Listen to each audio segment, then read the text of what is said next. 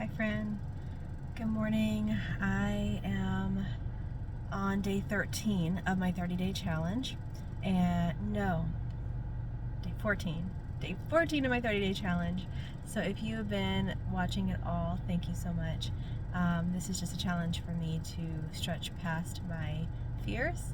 So that's what I'm doing. God's called me to some things this year that are bigger than me and scary, and so that's what I'm doing here, is just trying to move past that to get past it. And I never really expected anybody to watch it, so that anybody's watching it at all is really cool. Thank you.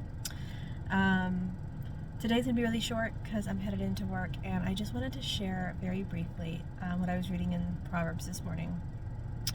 It was Proverbs 15, I think, and it said that God loves those who pursue godliness. And that kind of struck me. I sat with it for a minute. It doesn't say God loves the godly.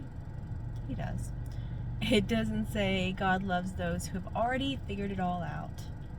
It says God loves those who pursue godliness.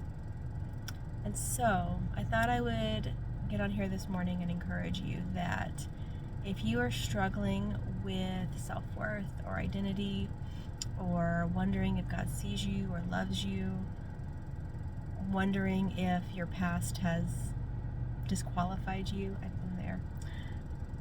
It doesn't, because if you are even pursuing godliness, if you are just moving in His direction, if you are asking for wisdom and asking Him to guide you towards the things that make His heart happy, He loves that. He loves you, and He sees you, and He is not waiting for you to finally figure it out, to finally get it all together.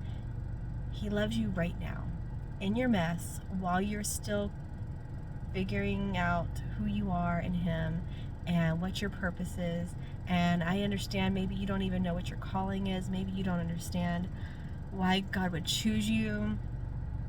I'm pretty far into this thing, and sometimes I still wonder, like, why would you choose me? Why me? Of all the people, of all the silly nonsense I've done, of all the bad mistakes I've made, I'm a very different person today. And so let that encourage you. Let the fact that I am a walking testament to what God can do. If you would have met me not that long ago,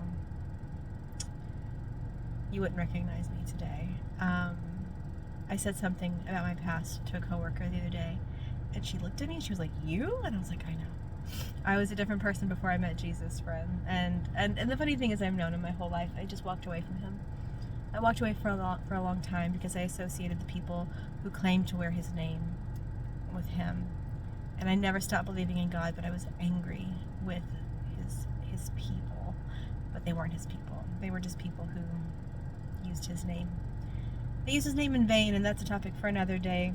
But consider that wherever you are, no matter what doubts you have, no matter how messy you still are, He loves you just because you've turned and pointed yourself in His direction. Bye.